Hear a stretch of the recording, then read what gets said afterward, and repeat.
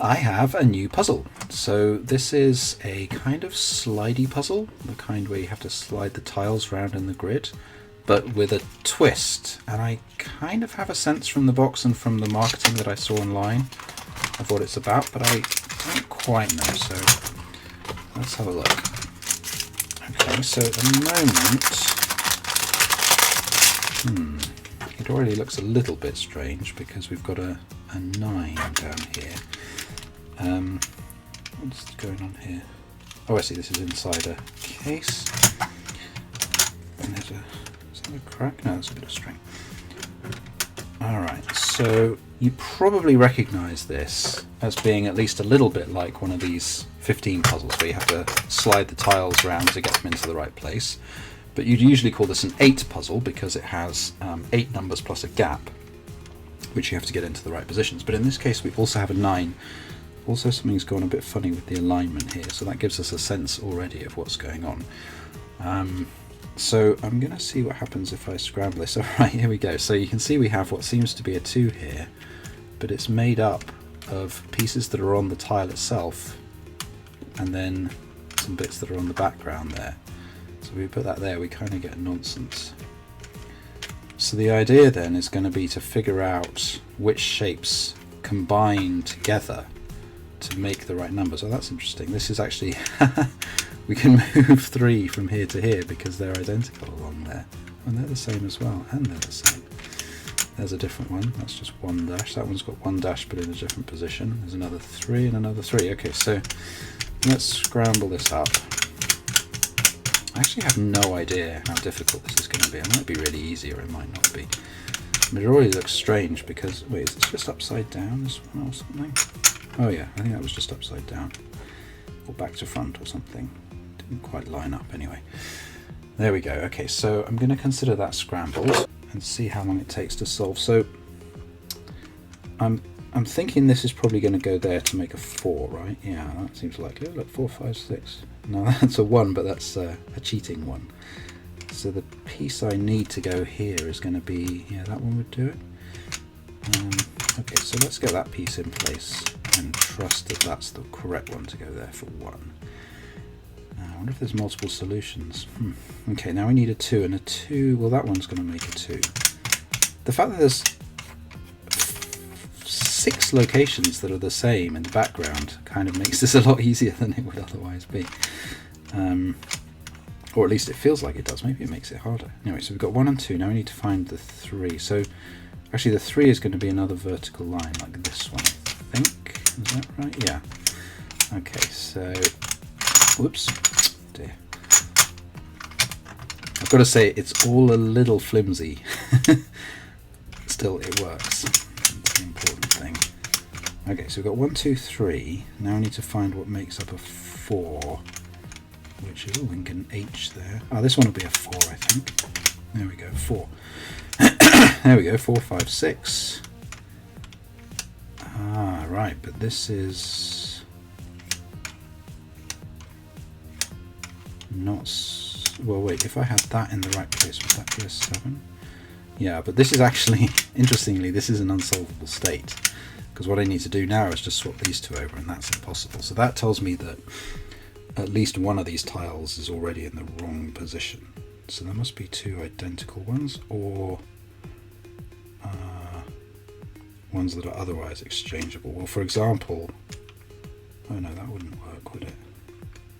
I think what is interchangeable here.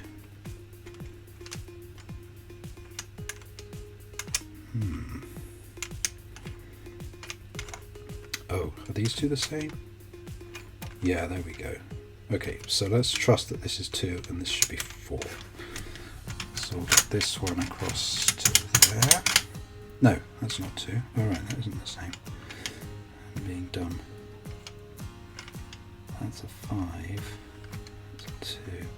Oh, this and this, 1 and 3 are the same. There we go. Those must be the... There we go. So that's 1 now. And then 2 is... 2 goes that way, so it's that one, isn't it? Yeah. Oh, and that puts 3 in the right place, luckily. And now we just need to get this 4, 5. actually, I want to do 1, 2, 3, 4, 5. I want to get 7 in here actually, which is, so that's 6, 8, 9. Where's 7 then? Or was 7 the gap? Oh, maybe 1 was the gap. I've forgotten where the gap was now. Normally you'd have the gap down in the bottom right, but I have a feeling, wasn't the gap up in the top left? In which case maybe this is 7 actually. And we leave 1 blank. Oh dear, that breaks everything. So then I'm gonna, in that case, I'm gonna do it sort of upside down. I'm gonna get this in place next.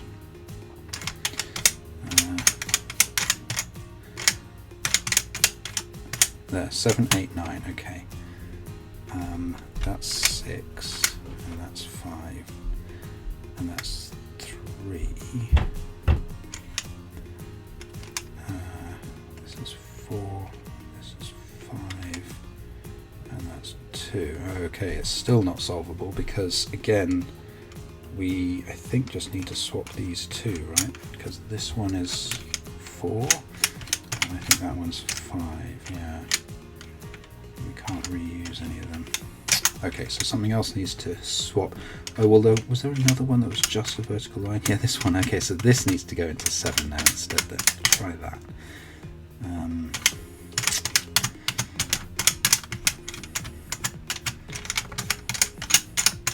Right, 7, 8, 9, there's 6. We want 3 up there, actually.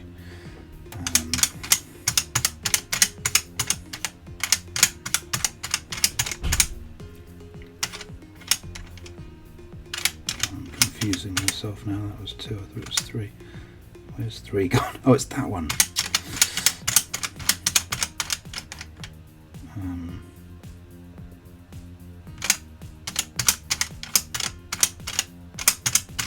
There. Right, so that's 3 and 6. There we go. Just over 5 minutes. That was a little harder than I expected. Yeah, I think the key to it being hard is the fact that you've got at least 2 identical tiles. Let's take them all out and see. I think there are just 1 pair of identical tiles, which is the 7 and the 3. I also was confused because I thought I was supposed to be solving 1, but actually that's not one that you end up solving. Those are mirror images of each other. These are rotations of each other, interestingly. Oh, and these are identical, these 2 as well. And there's that one. There we go. So that is the Pocket Puzzler's Numbers. It's a slide puzzle which changes numbers as you move. It's actually a Hanayama puzzle, interestingly. It doesn't look at all like the metal puzzles that you tend to see from Hanayama. But it's very clever. There is a part of me that wishes these had been less homogeneous, but it's hard to tell what the impact of that would have been. Maybe that would just make it easier. So there we go. I think that's a fun puzzle and worth trying out. Seeing if I can put them back in just from appearances now. It's there, right? There we go. Yeah, so 4 and 9 are actually identical to each other. There we go. I hope you've enjoyed watching me solve the Pocket Puzzler. Thanks for watching, and I'll see you in the next video. Bye.